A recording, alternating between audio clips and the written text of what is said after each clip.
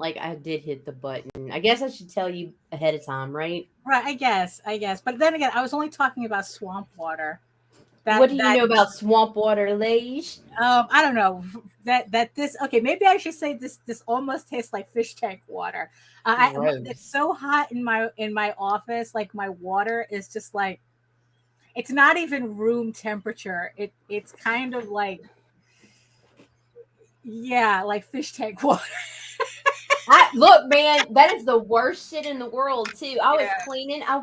Oh my god, I had a python for my fucking 120 gallon right. aquarium, but I Uh-huh. had to end up using a suction one day for something, and I had that bitch buried Oh, under the gravel, and I had to manually do it, and I oh didn't fucking pull no. that shit out my mouth in time, and Oh, I'm talking like.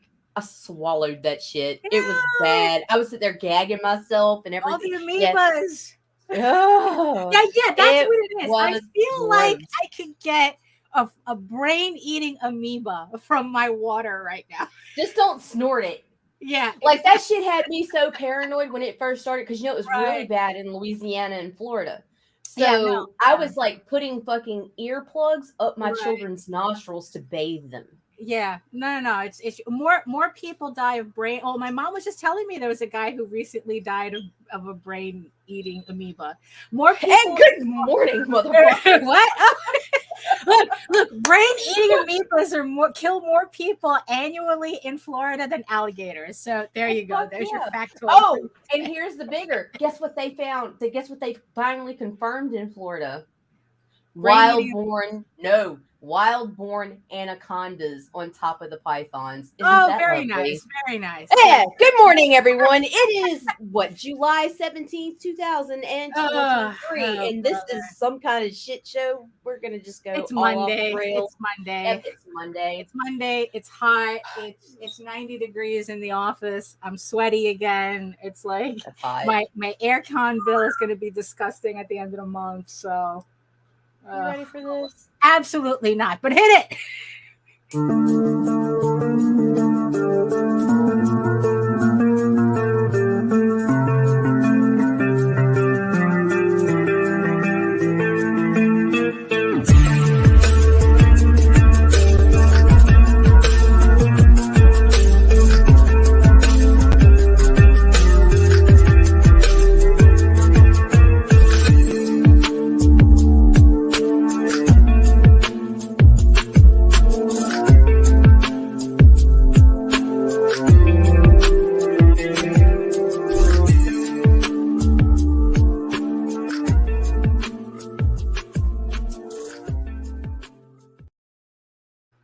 My vitamin. Oh no. So good for you. You got to choke Yeah. on it. Ah. Oh my Well, goodness. it's the sublingual B12, so you gotta hold it there for a Okay. second. Oh, there So you in a go. minute, I'll be like, Right. Oh my mm. goodness. So good morning, everybody. Oh my goodness. It's Monday, like I said, a very sultry, I another love that word. Say it sultry. again Um, in your AMSR voice. Do it, Daphne. it's Do that it. scene. Yeah, you remember that movie, Throw Mama from the Train? Oh my God, yes. Yeah, where it's like, oh, I forgot the actor. Oh, Where he was shit. trying to figure out another word. He was trying to figure, like he had an Was it Billy opening line. Crystal? Billy Crystal, and he was Okay, trying yeah. to figure out an opening line that wasn't "the night was hot," and like throughout the entire movie, it's like the old lady was like saying all these different words, like like moist. Yeah, exactly. And sultry. It's like, oh, this sultry, and then he got mad when she said sultry. So Oh yeah, my so goodness. it's yeah. So like I said, I always try at the last to turn on the AC at the last minute, but yeah, it's like after the show, I'm definitely going to be turning that. And my bill is going to be disgusting at the end of the month. But whatever. It's hey, climate change. What's a little climate change between friends? Blah, blah, blah, blah. So how you doing, Nita? I am alive, so that's Right. better than some, I guess. Well, You know. that's true. That is true. Yes, that puts you ahead of a lot of people who expected to wake up this morning and didn't. But speaking of other people who woke up this morning, Uh-oh. who's joining us in the chat today? All right. So this morning so far we have Grant Lankard, Hello, Jodine hello, McPhee, hello. Joseph, Rob Multari. Good morning, Rob. Hello, Allison, good morning. Grant, Jody. Oh, I should have. So, Rob, did you see Jose's show last night? He actually showed off the Nightwolf plushie. And you know what? I kind of regret not buying. Me too, because I thought it was going to be massive, and I was like, "Where am I going to put it?" But it's like the size of my stitch. You know, like I was but expecting it to be like it's like this. I was thinking like this. Yeah, I was thinking like because I have like a plush Snoopy that's like that. You know, and I thought that the doll was going to be that size, but instead it was just like that, you know, and it's just like it's literally like just a little bit taller than a comic book, and it was just like, what the heck? I could have had one, but no, I was fooled by the illusion of largeness. Wait a minute. Why do I always think about my verbiage after I say that? That's not what I'm supposed to think about with the combination of words that I'm using. So scratch that. Let's just say that the plush was just the right size. So if you missed, if you want to take a look at it, last night on Talking Comics on a Sunday, Jose actually shows off the Nightwolf plushie on the show. So it's really you know it's really cute actually in person. It's a lot. Yeah, you see, that's the funny thing, because it's like it looks. This is bad. Uh-oh, Daphne. Uh-oh. That's what. Yes, but when I could pull out a 6-inch vibrator right now, and it's already like this. So when you double that, it's like what the right, man?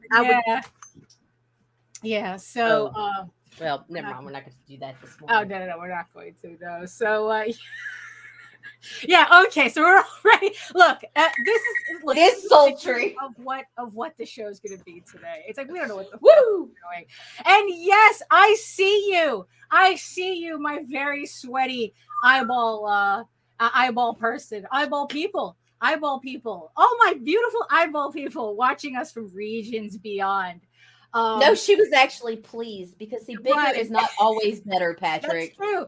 No, especially when it comes to plush animals. I don't have the room. I just don't have the room. And honestly, I thought, look, because now I see the exact spot I would put the fucker, and it's like, exactly. But I thought it was like twice the size it was when I saw it in Jose's hands. It's like, wow, that's. I guess like it's true what they say about women and knowing inches, but it's you guys' fault for telling us that this is, y'all know. It's saying, bro. Women's clothing sizes that mess us up. Yeah. Well, okay, whatever. Yeah. Okay. So like I said, thank you so much to all the eyeball people who are joining us today, who are watching us from Facebook, watching us from Twitter. And if you are watching us from those two places, come on over to YouTube, join the sexy people in the chat. Facebook has a tendency to act up, and Twitter not show comments, and Twitter doesn't show jack shit. Right. Yeah. Twitter doesn't allow us to see anything. So if you want to be part of this, whatever this is, whatever conversation we're having today in our heat-addled brains, it's a lot easier to do it on YouTube. So so I guess we might as well just get this show officially started. Let's roll. So hello everyone. My name is Daphne Lage, and I'm a cartoonist, illustrator, and comic book artist from New York. I have been self-publishing comics since 1992, and you know what that means? You don't understand. I ain't scared of you motherfuckers. And I am known for my furry fantasy adventure, Tall Tales. I am still waiting for my books to come in. They're going to be coming in at the end of the month. But thank you, everybody, for supporting the last campaign for our So I Thought, which is the full color Tall Tales book. Like I said, the books are supposed to be coming in at the end of the month. So hopefully by the first week of August, I'll begin to have everybody's rewards shipped out to you. And I am also known for a mature audience's medieval fantasy drama, Eagle Raven, Heir of the First Unicorn, which returns to Kickstarter August 4th, which is a Friday. Issue 7 already. We're at issue 7. So Eagle Raven returns to Kickstarter with issue 7 on August 4th. Link is in the show notes below. It is in pre-launch on Kickstarter, so make sure you hit the notify me button so that you get notified when the campaign goes live, so you don't miss out on anything. And also you can check out also what else is going on. In the meantime. Oh, yes, I will be at Baltimore Comic-Con September 8th through the 10th. I will be in Artist Alley with copies of Eagle Raven, with copies of Tall Tales, and with copies of some of my rare furry sketchbooks, which haven't seen the light of day for a bit. So it would be nice to finally be in a convention setting. So if you want to get hard copies of all my stuff, and because we're awful this morning, and you're going to be in the Baltimore area, come on over to Baltimore Comic-Con and come visit me at my Artist Alley booth. I don't have a table number yet, but when that becomes available, I will make sure to tell everybody. So in the meantime, you can read both my comics online at Tall Tales, that's TAILS online.com, and eagleworks.com, EGOWORKS. You can check out all my videos on how I make my comics here on YouTube at my channel, Daphne Lage, Lage Art, which also simulcasts through the Indie Comics Network. And to tell you more about that, here's Nita.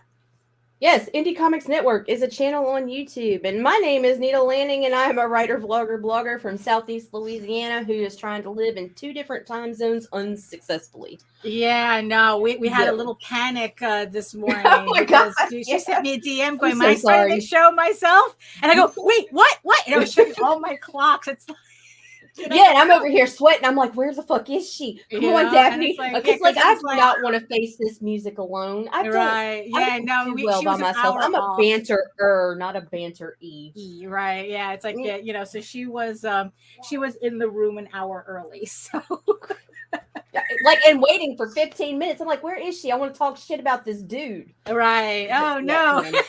Yeah, we missed out. Yeah. Oh well. But so also for those of you who don't know, the Oswald Chronicles is back on Kickstarter as well. It's pre-launch. The link is also in the show notes below for the next chapter. Also, for those of you who supported the last campaign for the Oswald Chronicles, if I was there and I remember. Issues 1 and 2. The first, we're already putting together the rewards for that campaign. I'm making labels for the first batch, so hopefully by tomorrow, I will have the first batch of Oswald rewards going out to everybody who pledged. So thank you, everybody who pledged. And like I said, the next campaign for the Oswald Chronicles, I think it's The Light That Attracts. That's in pre-launch right now. Again, the link is in the show notes below, so you can sign up when the campaign goes live, and you're best to sign up when the campaign goes live, because Jose's a wild gun when it comes to launching campaigns. He'll just do it, no announcement, no nothing. It could be tomorrow, could be next week, we don't know. Whenever he feels like he's going to launch, he loves to stress me out. Yes, exactly. So make sure you hit that notify me button so that you get notified the second his campaign goes live as well. So is that so you got any more housekeeping? Okay, as far as the network goes, this week tune in tonight 5:30 Eastern for Fyke It, Let's Draw. Tuesday, Build a Comic Workshop 8:30 p.m. with Chad Perkins and C. Michael Lanning. Tuesday night at 10 p.m. Victor Medina does I Need to Art. Then Wednesday we've got Nina's Draw Stream followed by Daphne's Draw Stream. Thursdays at 1 is fucking Hung on Animation. Jesus, why am I cussing when I don't even need to be? But this week, there will not be a Thursday night throwdown. Oh, no. Rodney and Richard are going to take them a little vacay, and they all deserve a break. That's good. That's good. Yeah. Here Friday morning, and we'll tell you the rest of our bullshit then. Right, there you go. Yeah. I mean, sometimes, especially, I mean, they they just finished a campaign. For us, Randy Zimmerman, Comics by Night, 5 a.m. If you wake up early like that, freaking be sure to tune in for Randy, Russ, and Glenn. Yeah, a lot of people listen to that show on their way to work, so I guess it is the perfect time for. I usually listen to it the next day. Well, I mean, that's what the replays are for, right? Right. Also, it's like, coming up this week. This week is San Diego Comic-Con. I guess. I didn't even realize that's like we were already. It's that time of year. It's that time of year. San Diego Comic-Con. I think it starts. Well, I know. I remember like setup would be on Wednesday. I mean, but then again, it's like, if you're going to San Diego, you probably want to show up either today or tomorrow, just to get yourself settled. Because it's like when we used to go to San Diego, years ago, I mean, it was always, that was an ordeal. It was just so much prep and so much setup and having to get out like a day or two early and getting to make sure you get everything, you got everything shipped out there, and like that. Hopefully the hotel didn't lose your shit or whatnot.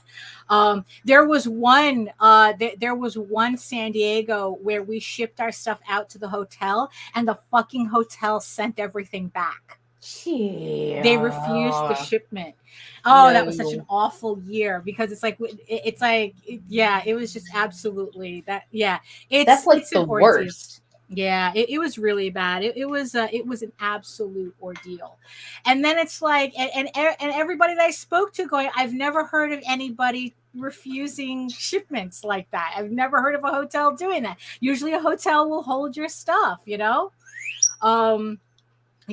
it's like, I don't know, Yeah. Well, it's the longest week and the fastest week, Oh, the suspense. Oh no! What is it? What is it, Victor? It's a shit show, is what it is. But it's on a certain level, a big glorified, beautiful shit show. Great for collectors. I look, honestly, I do miss going there. I do miss going to San Diego because it is a really, really a lot of that's right, with the strike and shit. Oh, that's true. Yeah, because a lot of celebrities because they're being told, the celebrities are being told not to do any promo. I mean, that's part of the strike. Yeah, I know. This is a bad morning. I'm sorry. So it's like well, look at it like this. At least small press, all the comic book people that are actually there don't have to compete with celebrities for a change. You mean our fucking Comic-Con will be about comic books? Holy shit. God forbid, right? It's like, no, for real. It's like, this is almost like, I mean, because really, because it's like, it's not like people can get refunds and shit for the tickets. So they're committed to go. I mean, people are committed to going there. So if they don't have to spend all day lined up at Hall H because nobody wants to see an executive just sitting there, talking about shit when they really went there to see, I don't know, whoever the fuck's Liam Hemsworth or whatever the fuck. So hopefully it's like that means that energy will then be transferred back onto the show floor. I'm, or at least that's the hope. That's the hope, because because it's like, that's the thing that I'm looking forward to with Baltimore Comic-Con is that it is a comic con. You go to their website, you don't see rows and rows and rows of celebrities. They actually tell you on the front page all the comic book artists that are going to be there. And maybe like the one Harry Potter guy that really nobody gives a shit about is going to be there too. It's like, or one of the hobbits. Right. No, or Power Ranger or something, So it's like, so hopefully that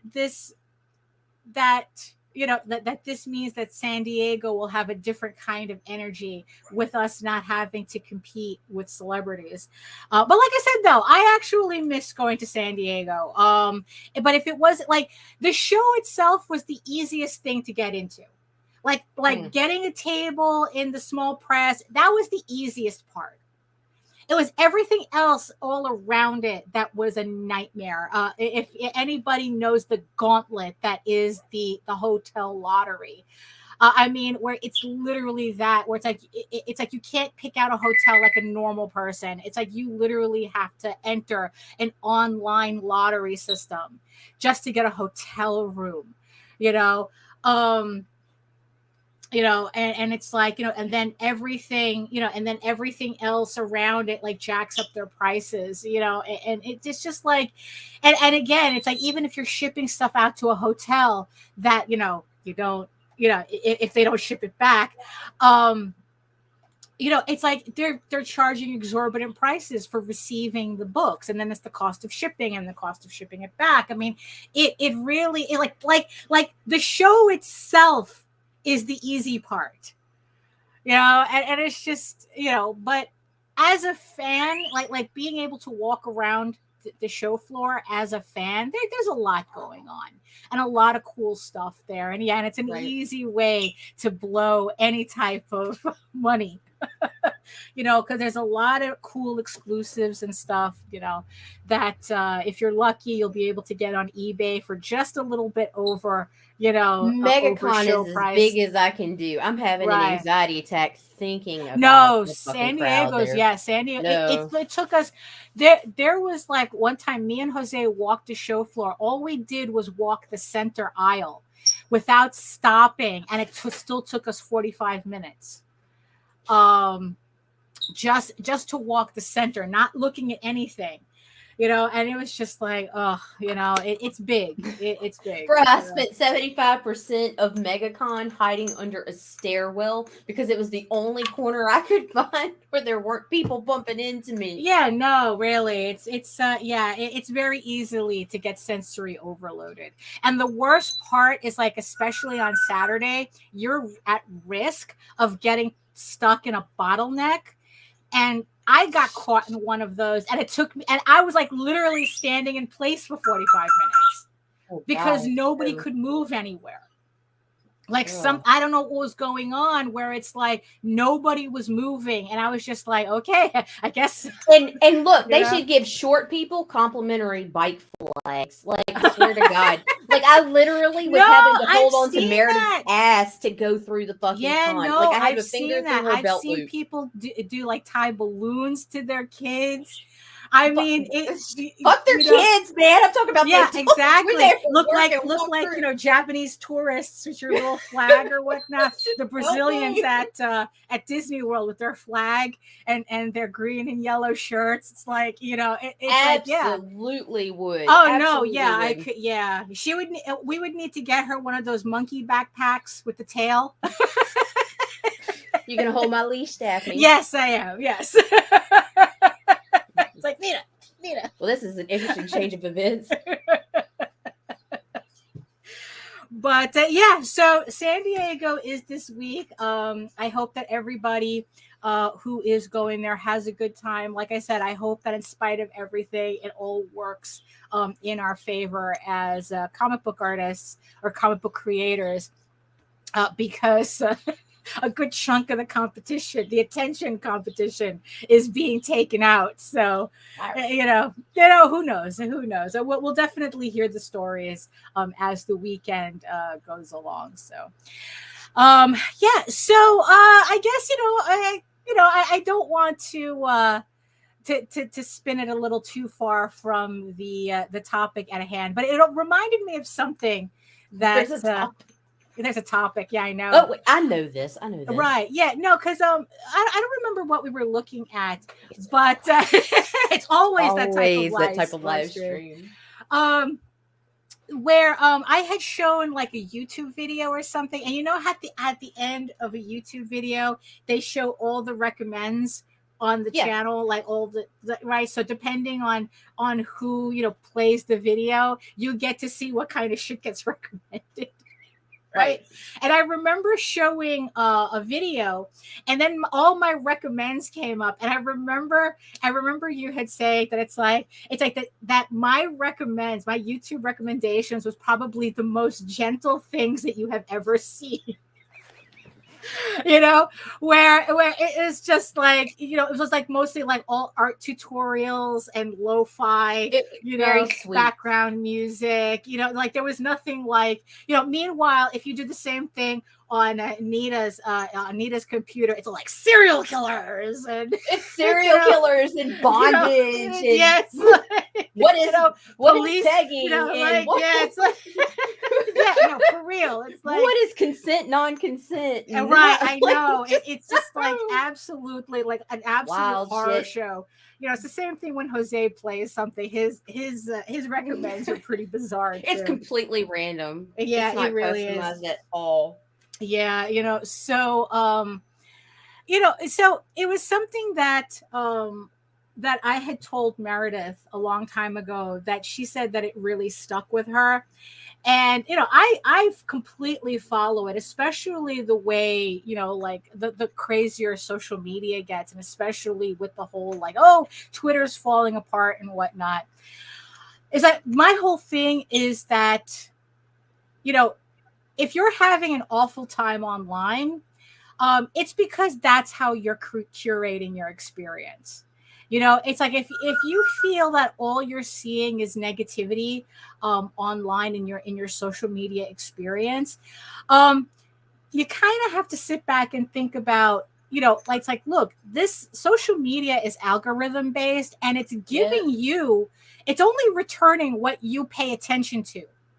So if you're going around saying, oh, that it's a negative place and this, that, and the other thing, you kind of have to sit back and go, okay, why did you make it that way?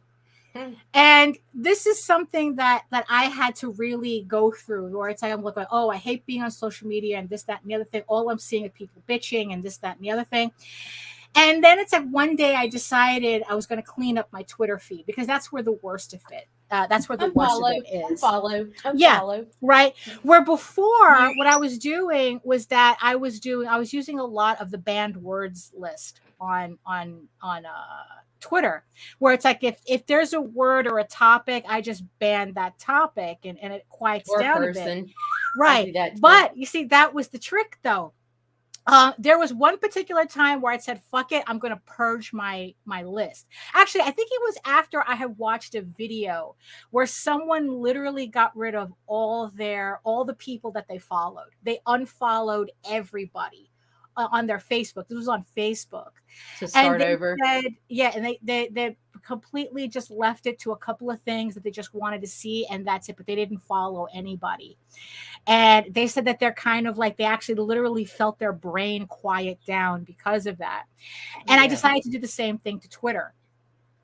But, where it's like, I got rid of everybody who wasn't an artist, who wasn't doing anything creative. And even if you were an artist, if I didn't see artwork in your feed, I got rid of you.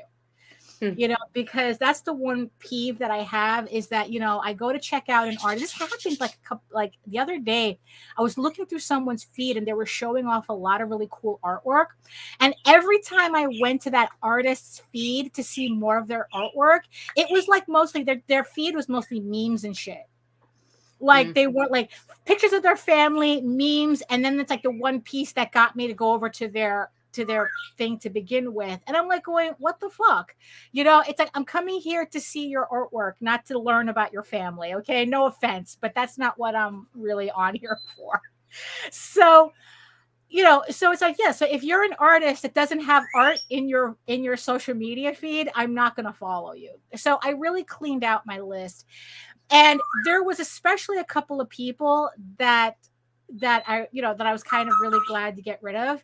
And what I noticed is, just by getting rid of, like, I think it was like not even like 5 people or something, my feed completely quieted down. Like, all the negativity that I thought that I was being inundated with was because of these like 5 or 6 accounts that I was following. And just by unfollowing them, cleared up my feed more than like adding 100 words to the muted words list ever did.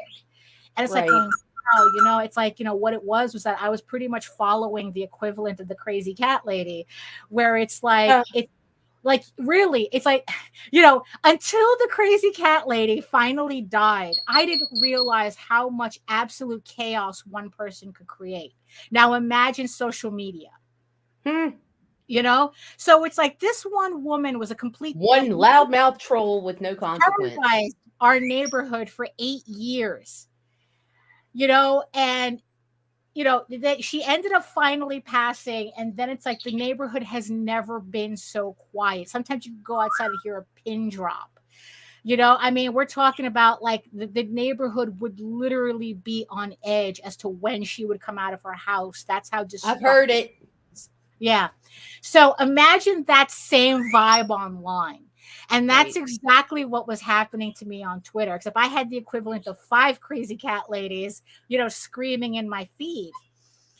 So, so then it's like after that. And so once I realized how much that cleared up, I was like going, you know what? I'm going to do that to everything. I'm going to do that to my YouTube channel. I'm going to do that to my Facebook feed.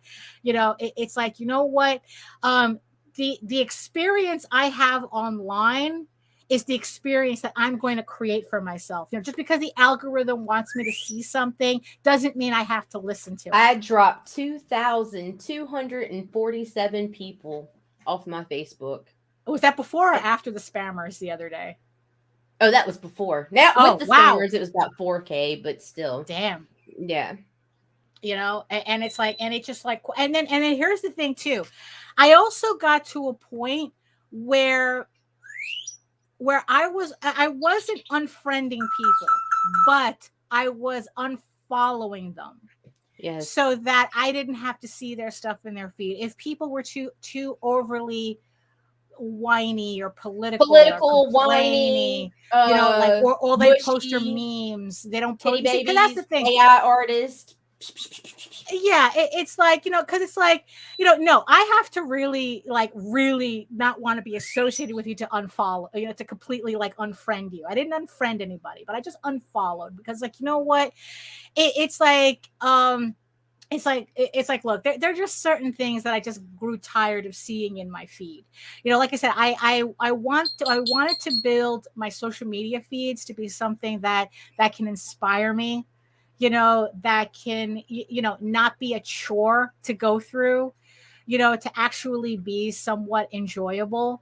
Yes. And, and the thing is, I had to make it that way. So it's like whenever I hear somebody say, oh, it's like, look, it's like, yes, Twitter is a cesspool. Right. But the thing is, though, as long as I still have to use Twitter in order to do promotion and what's not, I have to make my side of my little corner of the pool as clean as I can get it. That's what it's for. All the social media is personalization, customizing it to for your needs. Mm-hmm. And if your needs is you want to be mixed up in the drama, there's plenty of that out there. Right. You can totally curate your own experience. So do it. So it's like, so if you're somebody who's finding yourself very frustrated at social media and like the type of environment that it is, sit back and think about how much of that environment you're kind of creating on your own. It's like, you can't complain about the weeds in the garden when you're not weeding. I mean, that's the algorithm will pick up because it judges based on what it sees you liking and sharing. Oh, yeah. So Joe is asking, how do you separate that for yourself as opposed to those that follow you? It seems that the algorithms don't care about your personal interest as opposed to what you are putting out. Yeah, I think it depends, because if you get rid of enough trash, it'll hear you through the noise. It depends on what you're liking consistently, what you're sharing consistently. It's your interests are based on your likes and shares. Right. Well, here's an example. So several years, it's like a while ago, when I was really cleaning up my YouTube channel. So I used to watch a lot of Joe Rogan, because I liked his interviews with comedians and athletes, right? Before he started really getting before into he got crazy. The brain dead shit. He really is right now. He really is the poster boy for the saying, don't be so open-minded, your brains fall out. And his fucking brains are all over the floor for a bit. so, I used to watch a lot of Joe Rogan, and there came a point where it's like every time I would watch a Joe Rogan podcast, my recommends would be full of like all this weird alt-right shit. And it's like, and what's funny is that, like Joe Rogan would complain about how it's like, look, I'm not alt-right, I'm not this, because I just like to interview interesting people. It's like, well, you may not think you're alt-right, but the algorithm definitely thinks you are. Right. Because that's all I would. So every time I watched a Joe Rogan podcast, I had to go into my history, and I had to remove it after I was done with it.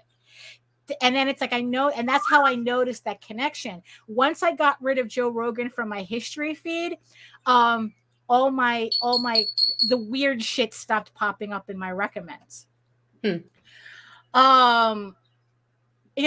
it's like, it's like I would get all the, like the alt-right shit, the manosphere shit, that type of garbage. And it's like, no, it's like I watched Joe Rogan because Courtney Daltwater was on it. She's an ultra marathon record holder. And it's like, I watched Joe Rogan because of Courtney Daltwater.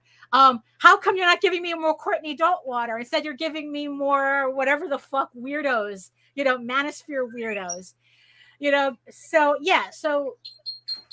So that's what I noticed, the connection. And then it's like he ended up moving everything to Spotify anyway, so it saved me that whole thing too. Right. So but that's what it is. So it's like I knew what I was watching Joe Rogan for, but the algorithm didn't know what I was watching it for, didn't understand what I was watching Joe Rogan for.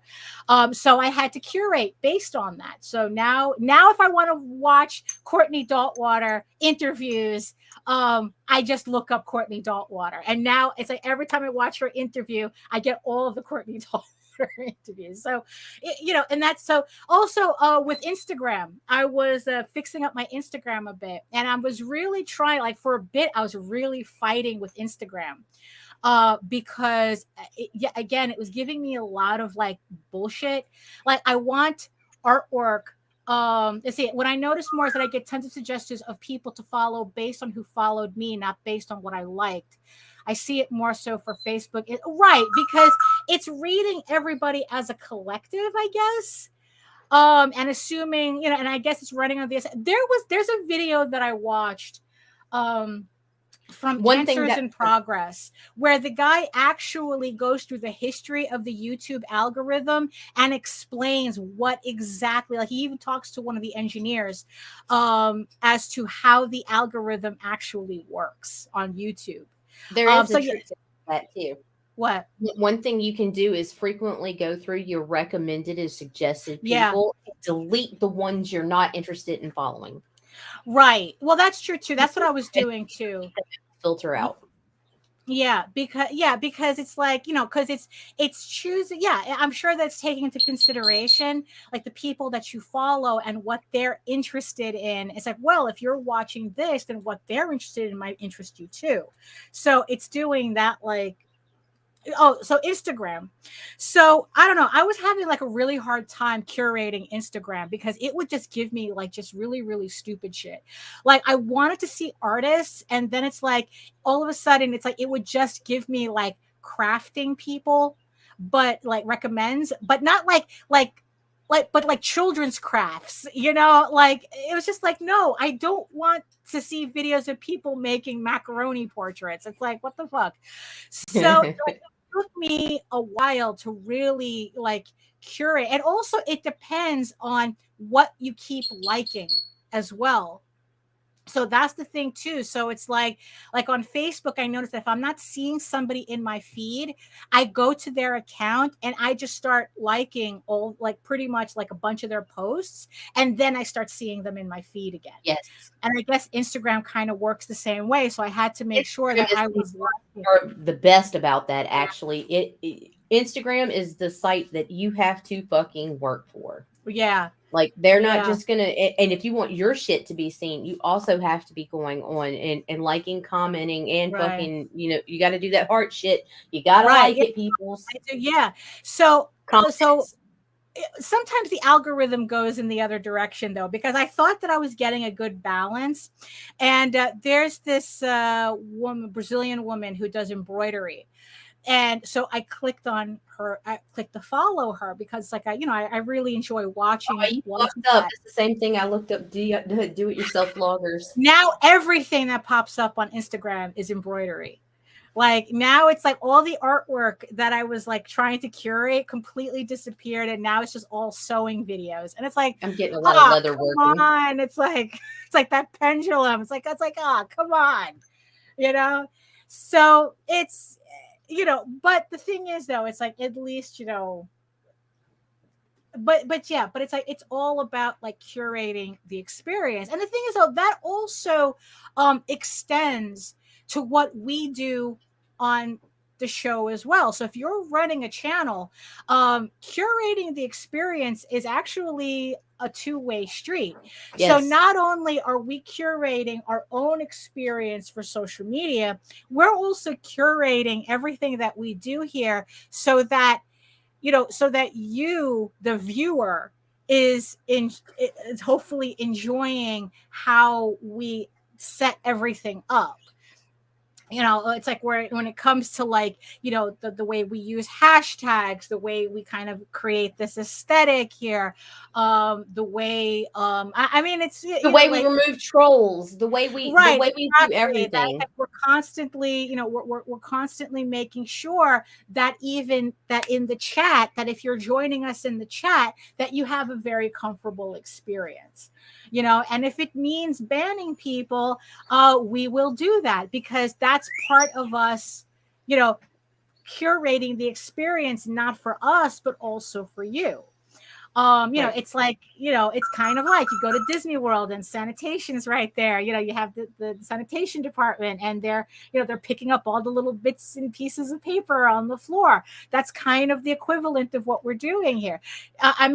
Sure, there's a lot of shows where they just let the trolls run rampant in the chat. Right. But all that does is that it chases off the people who have an actual interest in what you're doing. It's right.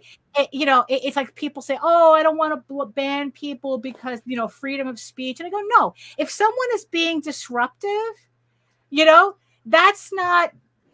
It's like, one, we're not a government agent, a government body, so we're not censoring anybody. We're kicking you out of our house. Let's just that's that. It's like it's like, this is our house. We want all our guests, everyone in the chat, all the eyeball people. We want you to feel comfortable being here. So of course, when the crazy cat lady sneaks in through the back door, we're kicking her out through the front. But you know what? If the crazy cat lady comes into my house and she fucking tones her shit down and knows how to behave and respect me in my home, I might allow her to stay for a bit. That's true too. That's true. The problem comes in is when you like, I get so many people, I get so tired of the snitching in my inbox. Did you see what so-and-so's doing? And what is he doing over here? And this and that and blah, blah, blah, blah. Guess what, man? I don't give a fuck what people are doing over there. I don't give a fuck what they're doing on their own network. What I do give a fuck about is what they're doing when they come over here. Right. And that here is where I make the determination as to whether or not you will be kept around. We let you stay. Or we show you the fucking door. Yeah, yeah. I mean, and sometimes we don't even show you the door. We throw you out the fucking window. Yeah, that's exactly. Cool too. A little fenestration for the morning. Defenestration. So it's like, so that's like something for everybody. Like if you're really frustrated with your experience online, see how much of that you can actually do yourself. That you can actually solve for yourself. Because, like, look, Twitter is going to be a cesspool no matter what. Facebook has its problems, Instagram already, But, there's a lot that you can do on your own end to make everything a pleasurable experience. When you're watching a show and you're engaging in the chat, it's like, is it a comfortable place for you? Do you feel like you can engage with everybody? Or does it feel like you're always fighting somebody in there? Are you getting something from the programming too? Right, so, exactly. Like, everything. I mean, it's like, because it's like, look, if you're watching nothing but angry but angry guys, and or whining. Right, exactly. It's like, if that's all you're watching, you can't complain that, oh, everyone on the internet's angry. It's like, well, why are you watching them? Why are you watching all the angry guys? Go somewhere else. Yes, so that was so that's kind of like, that's my whole thing. Curate your experience. I mean, I really do think it's that simple. I think mentally it's healthy for you. It's very healthy for you to do that. It's like, you clean your house a bit, you throw out the trash, you mop the floor, and it kind of like feels better when everything is dusted every fucking time. Right. But and before, it's like, because wow, it's like this hour goes by so fast. Yeah, we got to hit that screen you got down there. Because it's like, I wanted to talk about this too.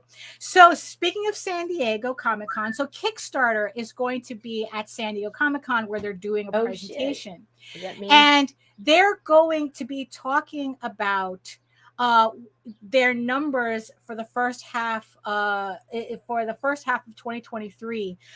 So these are their numbers from January to now. That they're going to be announcing for San Diego Comic-Con. And what I found interesting is that what they're saying is that, from what I was, let's just do that. So what they're saying is that, let's see, compared to H1 2022, Kickstarter saw a 14% increase in the number of projects launched, 1,666, compared to H1 2022, 1,457. But they also saw a 22% increase in the number of dollars pledged. And not only that, the number of successful projects, 1,171 projects were successfully funded, which is a 13.5% increase compared to the same time last year, giving Kickstarter an overall success rate in the comics section, a 78.1% success rate. When before, I think it was hovering around like 63 or 65. Last I looked up these numbers a while ago. So it's like, so if you were to launch a campaign on Kickstarter now, you now have a 78.1% chance of beating funding goal. Which is,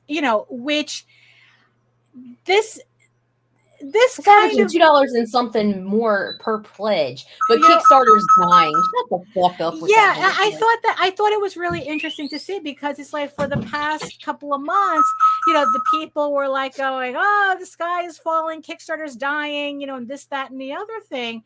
But actually, according to these numbers, it's actually growing. The comic section is actually growing. And not only that, there's more money being funneled in, and there's more projects that are reaching funding goal. Yep. So that doesn't sound like dying to me. Doesn't sound, like that. So let's see. The top 5 markets of all, 72% of all comics were from the U.S. It says here Great Britain 11, Canada 5%, Italy, and Australia.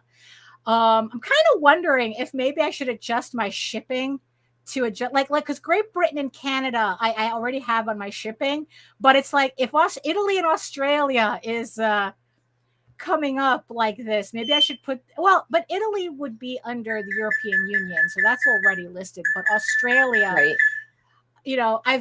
I think I've only had one. I only remember 1 or 2 rewards having to go out to Australia. And that was what, and one of them got returned. $40. But that was years ago too. We usually don't get. I don't know. Maybe I'm just thinking too much. That's because they know the shipping is fucking ridiculous. No, it really is. We really need somebody like what RJ does in Australia. Yeah, exactly. And here's also the other thing: the top 5 funded comic projects so far of 2023 so far. I bet you somebody's about to get their feelings hurt. So here we go. The most funded comic projects, the top 5 most funded comics projects between January and June 2023 earned a total of $3.8 million in pledges. The top 5 projects are The Expanse, which is an IP. So I think that's Boom Studios. I keep clicking the wrong thing. Let's see who did they say who the. I think Jose had said that it was Boom Studios that put this out. Well, okay, so there we go. The project raised over $1 million in just 6 days. Jesus Christ. So the second book, which this one actually surprised me. But at the same time, It didn't. The Etherton Brothers, How to Think When You Draw. Excellent art of books. If you're an artist, you need to have these books in your collection. If you need like really hyper specific I don't think I know an artist that didn't back then. Yeah, I know, really. If you need really, really hyper specific art instruction, like if you needed to draw like pirate ships really quick, or you wanted to know or you needed to draw stairs really quick, or maybe I don't know, a cartoon pig or something, it's in these books. They're really, really hyper specific. But they aren't, Jody. I swear. I mostly hear people, Kickstarter is a dying platform. I cannot tell you how often I hear that. This is not dying. Right. And if it was, look at this resurrection. Right. Well, yeah, I know. It's like Lazarus ain't got anything on this, Yeah, but yeah, I think that Jody really hits on it. It's not that Kickstarter is a problem. It's just that they're not growing. Your audience is not growing. And that's where it's so much easier to point the finger. Yeah, exactly. It's Kickstarter's fault. It's Kickstarter, all right? So and then the next top earning book, Power Rangers, another IP book.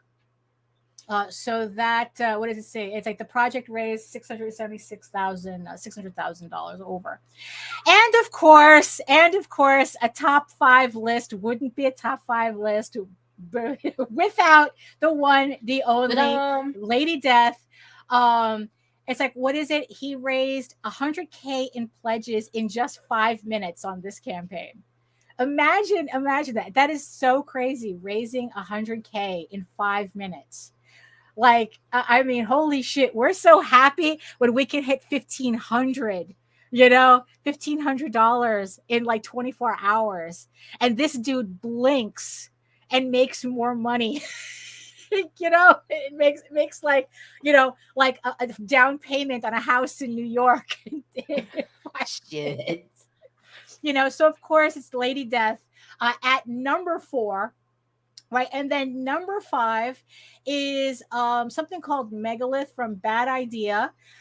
So I guess it's the same person who did Berserker with Keanu Reeves. And they are the number 5 top funding book on Kickstarter for the first half of 2023. So yeah, I'll put it in the show notes, Dave. Do you have a link down here? Put it in the comments. to this article? Yeah. We'll put that. This is what's the article here? I don't know, GVN. I found this article through Jamal Hennessy. Jamal Hennessy, yeah. Yeah, through his Twitter feed. But yeah, we'll put a look. Yeah, we'll put a link to the article down below. So I just found this like really interesting, and also like the type of books that are funding. Again, honestly, it's it's like the people who are complaining that it's like, it's not Kickstarter that's dying. It's you're not building your audience. It's like you've stagnated at building your audience somehow, and because the money's here, the money's on Kickstarter. The money's here.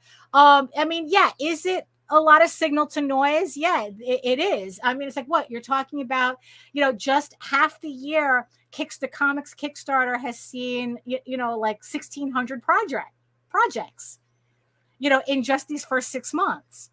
So, yeah, is it a lot of signal to noise? Yes. But the thing is, though, the money is here. People are funding more projects. It's not like it's not like they're saying the money is going to like a few, like the money is going to it's only funneling to a few people. It's like, if that was the case, the percentage of campaigns that are being funded wouldn't have gone up.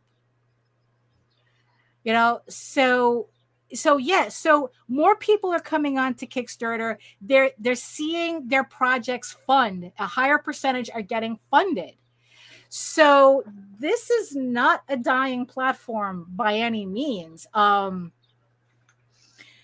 So yeah, so it's like I just so yeah, so I just thought it was pretty interesting. Like I said, we'll leave a link in the show notes for anybody who wants to read this and translate it however they want. But I think it's a very positive.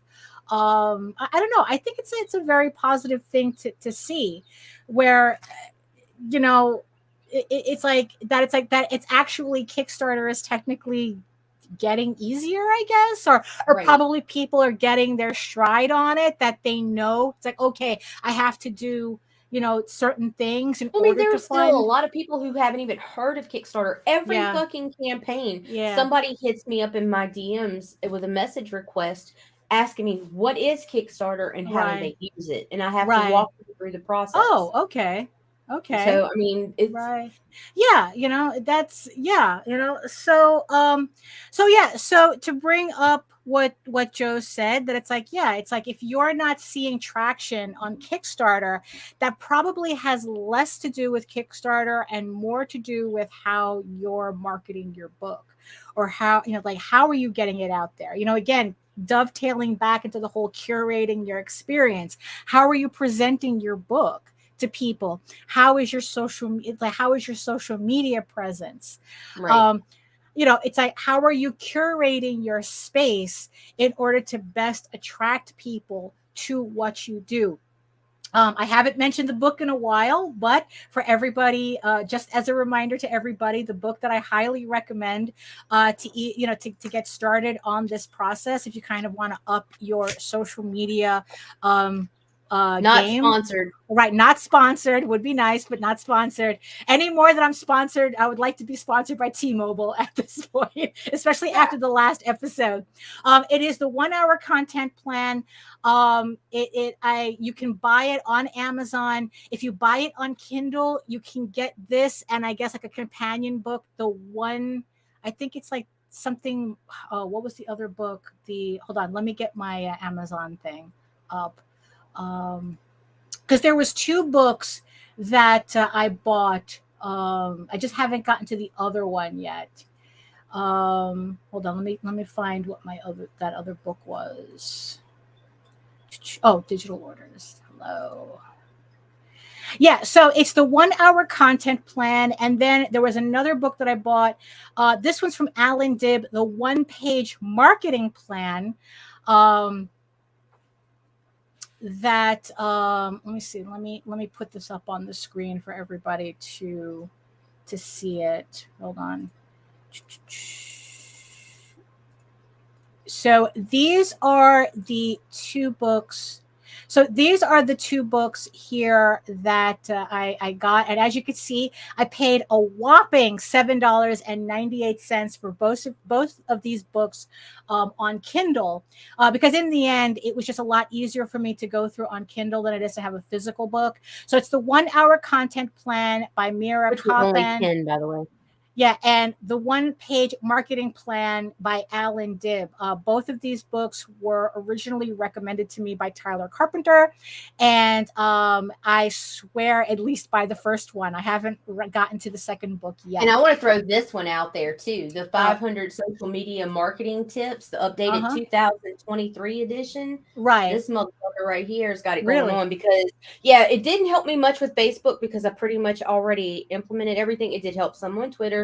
It's given me knowledge of Instagram that I have not implied yet, but fucking LinkedIn, wow, okay. I'm learning. Right, yeah. And YouTube, it was beneficial for the channel too. Yeah, so it's like, oh, and if you want to also really curate your YouTube experience, I always talk about how YouTube is the new portfolio page, where it's like everybody is using YouTube to kind of like really expand, like to be part of their portfolio, both literally and figuratively, not just a social media portfolio, but your actual art portfolio, or your whatever it is you're doing with your books, that YouTube is just as much part of your portfolio.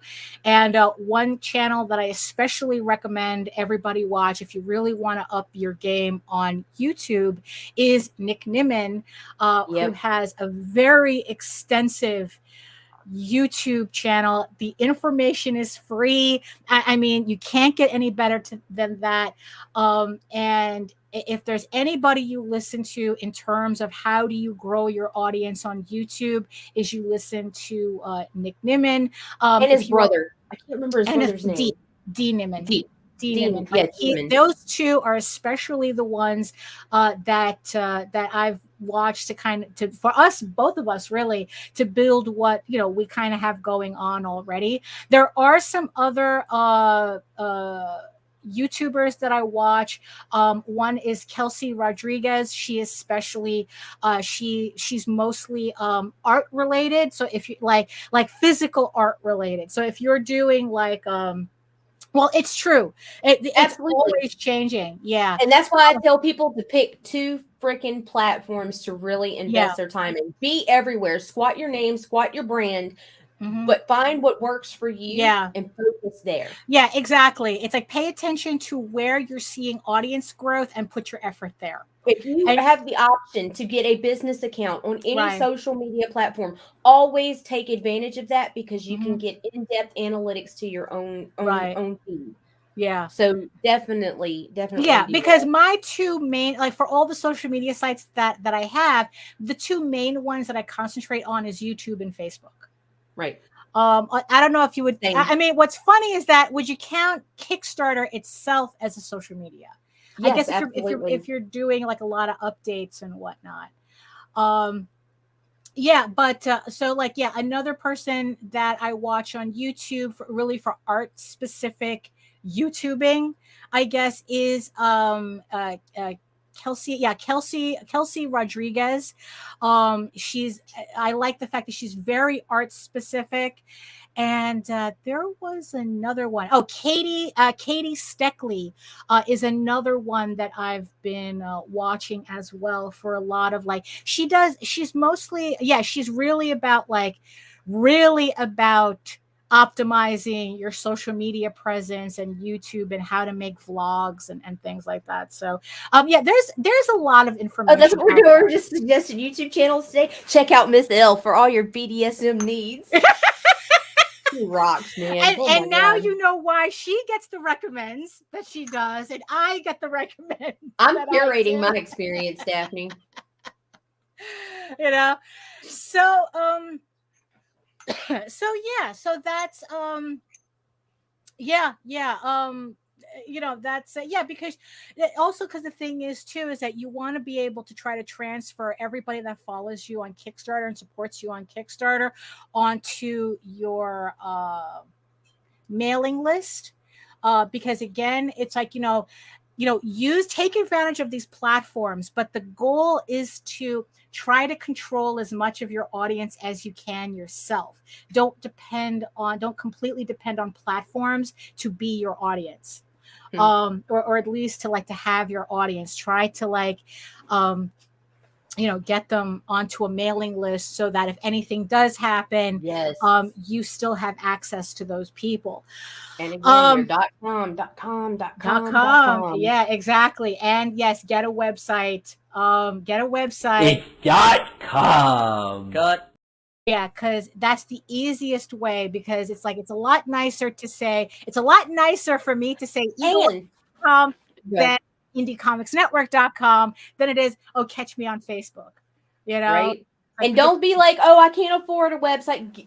Dude, it's $7 a freaking year. Right. Get the .com. Don't worry about building the website, but have that domain in your name to redirect it wherever you are going to be. Buy it. Yeah, get it, exactly. Claim it. So Kickstarter, moral of the story is that Kickstarter is not dying. It's actually growing. Nope. So and shut up with that shit. Right, exactly. And like I said, if you're not seeing traction on Kickstarter, sit back and think about how you're curating your experience to, that will help attract more people to your project. And that's, and that's kind of like the long and the short of it. So for today. Yes. So we started off a little messy, but we find what we got. At least we got our shit together by the end of the show. So did we? I don't know. Yes. So do you have any final thoughts? Tune in. Yeah, just tune in this evening, 5:30 p.m. Eastern for Fyke It Let's Draw with Rodney Fyke. And he's always got some kind of cool art going on. Usually some really, really nice Star Wars sketches, things of that nature. So, when does Victor have his next show? Victor is Tuesday, 10 p.m. Oh, very nice. Okay. So, and anytime I say a time on here, it's Eastern. Yeah, that's true. Yes, it is. All times are Eastern. So thank you everybody for joining us on this annoyingly warm Monday. Thank you so much for putting up with us. Monday. Thank you everybody in the chat for chiming in, and yes, thank you to my beautiful eyeball people watching us from regions beyond. Thank you so much for sticking out the entire hour. I hope you at least learned something, enjoyed, or it's like, hey, you just had us in the back as background noise. Whatever you got out of the show. Hey, Efrain, hello. Yes, I will be doing my stream on Wednesday, but I'll get a little bit more into that in a minute. So thank you so much for joining us. And if you want to learn more about me and my main portfolio site, my main portfolio, visit my main portfolio site at egoworks.com. Jesus Christ, it's the end of the show. Where you can find links to all of my galleries and social media sites, but I mostly post to Facebook. If you are interested in seeing sketches and current work in progress and live updates. And remember that you can check me out here on YouTube at my channel, Daphne Lage Art. If you want to check out all my previous videos and live streams, you want to check out the replays. And just like Efrain said, yes, I will have a Wednesday show this Wednesday at 4 p.m. Eastern. So far, T-Mobile. You're going to give people epilepsy if you keep doing that. Yes, it's like T-Mobile has been working out very well for me. Last week, I couldn't do a show because I literally lost my cable. It literally lost all my internet connections. But we're back online. And so Wednesday, 4 p.m. Eastern, join me on my channel and the Indie Comics Network, where I will be doing a live draw stream from 2 to 4 p.m. Eastern. And this is me drawing, talking about whatever you guys want to talk about. And we'll do it like that. And remember, you can read Eagle Raven Air the First Unicorn for free, uploading every day, Monday through Friday. But if you prefer your fantasy to be more of a furry Lord of the Rings adventure, you can follow the links over to Tall Tales. That's TAILS online.com. And not only can you read the first 20 issues of Tall Tales for free, but you can catch up on the latest story arc, Tears of the Mother, which is also currently uploading Monday through Friday. And remember, Eagle Raven returns to Kickstarter on August 4th with with issue 7 of Eagle Raven, Heir of the First Unicorn. So make sure that you hit the show notes below to hit the link and to get notified when the campaign goes live. And remember, the same can be said for the Oswald Chronicles, the new chapter, the Light That Attracts, also on pre-launch right now in the show notes. So make sure that you hit the notify me button for that as well. So thank you everybody for joining us. I got to get out of this heat. I'm sweating like crazy. I got to turn the AC on. And in the words of the ancients, eat your food, moisturize, mind your business, and do the work. Because when you actually do the work, you never have to fake any of your accomplishments. Thank you so much for joining us, and we'll see you next time. Toodaloo.